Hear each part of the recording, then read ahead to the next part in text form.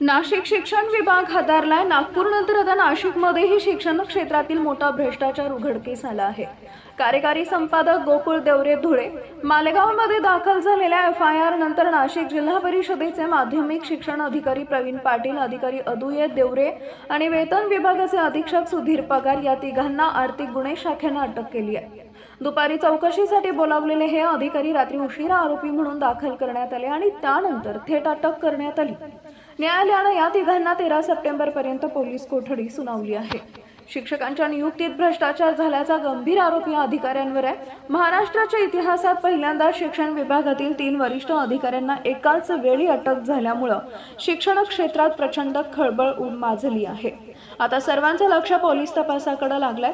खरंच या प्रकरणामागे आणखी किती मोठा घोटाळा दडलेला आहे हे या तपासातूनच स्पष्ट होणार आहे। पुढे नका जाऊ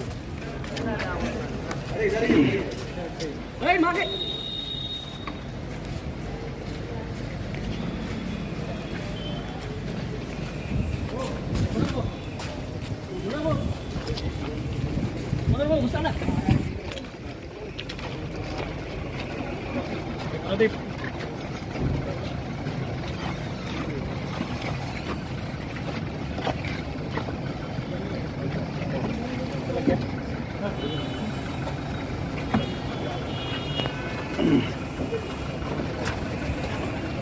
विशाल सेंटर पकडा। बोगस शिक्षक भरती प्रकरणात काल शिक्षण अधिकारी नाशिक जिल्हा परिषद आणि अधीक्षक या दोघांना अटक झालेली आज त्यांना माननीय न्यायालयासमोर रिमांड कमी हजर केलं असता 13 सप्टेंबरपर्यंत 5 दिवस पोलीस कस्टडी मिळाली। तिघांना मिळाले।